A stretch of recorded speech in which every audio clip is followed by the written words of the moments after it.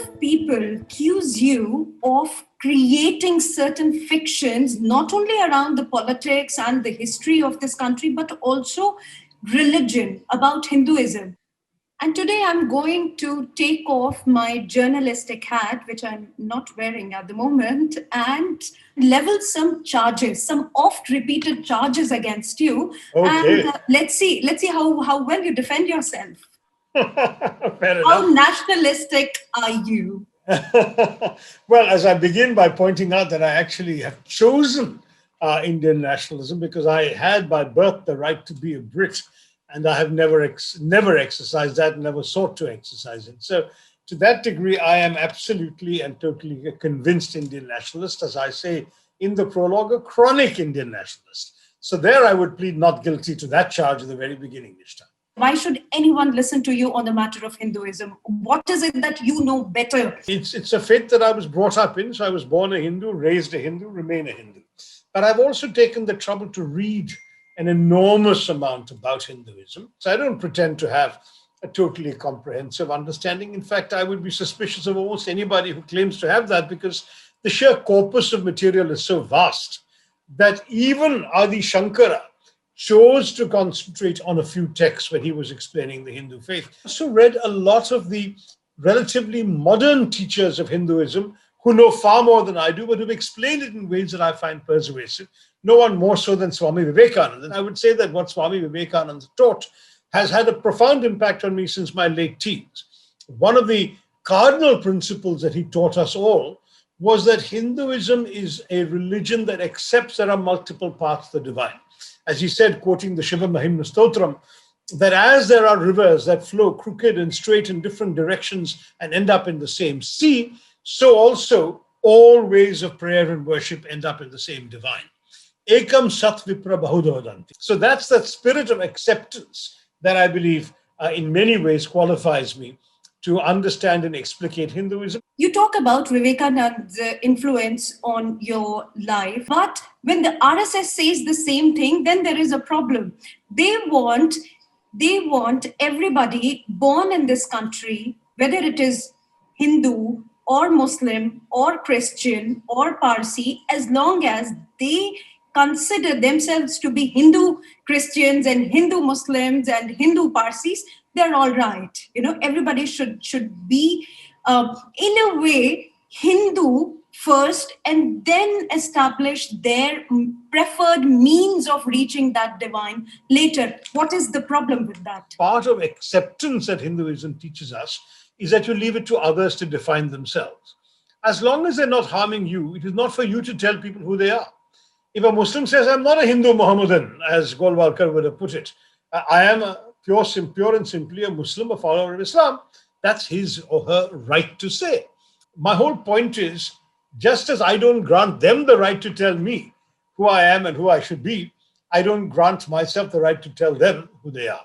It's a very simple philosophy, and I don't think it's something that should be difficult for my friends in the RSS to understand. How would you defend yourself against the charge that when it suits you and your party, then you take a very overtly performative Hindu demeanor, but you are the first ones to run down every tradition, every idea which is sacred to the Hindus? That's simply not true in my case. I can't speak for my party. I'm not a party spokesman. Let me say that I have never been particularly overt in my Hinduism, but I've certainly observed all the traditions and rituals I was brought up with. After entering public life, there is an expectation on the part of my own constituents that I would join them. So I'm often in temples with my voters, but I'm also in mosques, I'm also in churches. I don't, by and large, make a big fetish of it. One of the things that the RSS and others would like to upbraid Hindus for is that their worship is too personal. They would like us to be more collectivized. A sermon by a Muslim preacher at the mosque on Friday simultaneously reaches large numbers of people.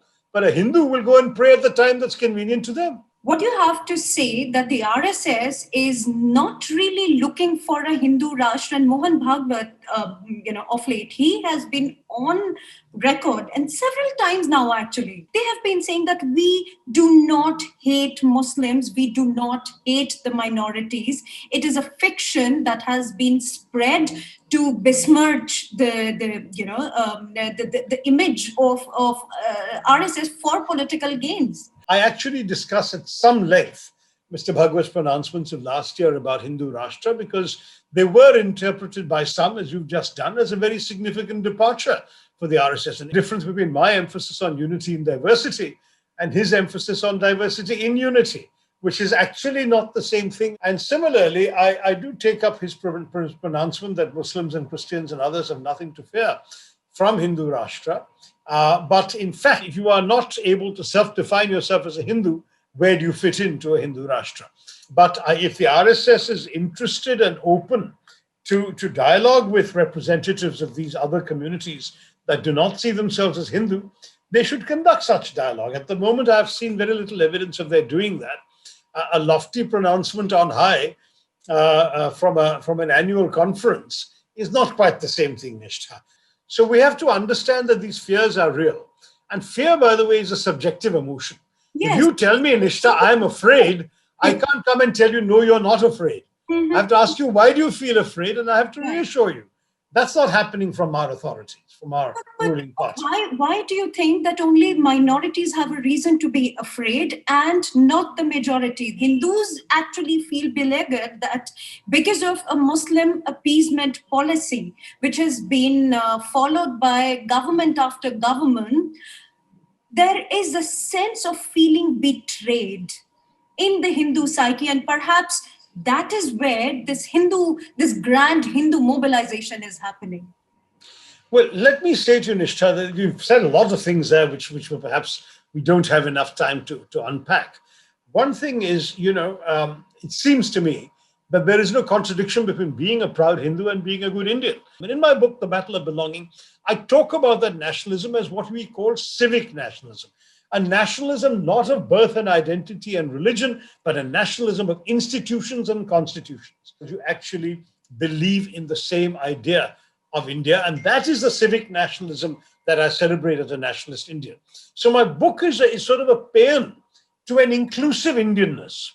And what I'm saying here is this inclusive Indianness not coming from a very Western idea, very Western political idea of nationalism? I believe not. I believe it's coming from a very deeply civilizational idea of Indianness, which goes back into literally ancient times and which was completely and totally inclusive from the start. So if you want to imagine God as a 10-armed woman riding a tiger, you can do so.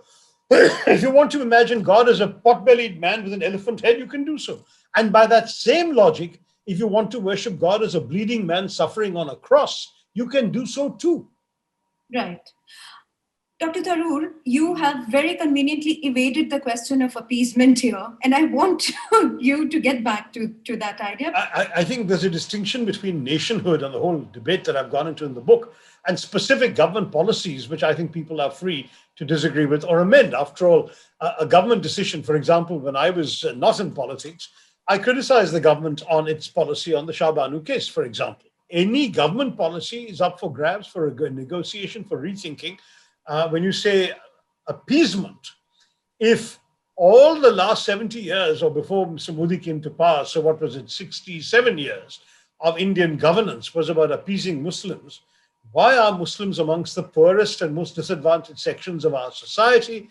Why is it that they're underrepresented in our government system and overrepresented in our prisons? Why is it that they simply don't have a thriving middle class right across the various professional spaces of our country? I think there are fair questions to ask. I mean, what does this appeasement amount to? Everybody seems to say that secularism or the way it is practiced in this country, pseudo-secular or secular, S-I-C-K-U. I know. Secularism is actually weakening India as a nation. Okay, so on this question, I mean, to be honest, I think that in fact, If you're looking at weakening India, it is precisely the kinds of policies that exclude significant sections of our society from their ambit that would actually weaken India. For example, we were attacked by Pakistan in 65. It was Muslim shepherds who alerted the Indian army to Pakistani infiltration. Muslim shepherds in Kashmir.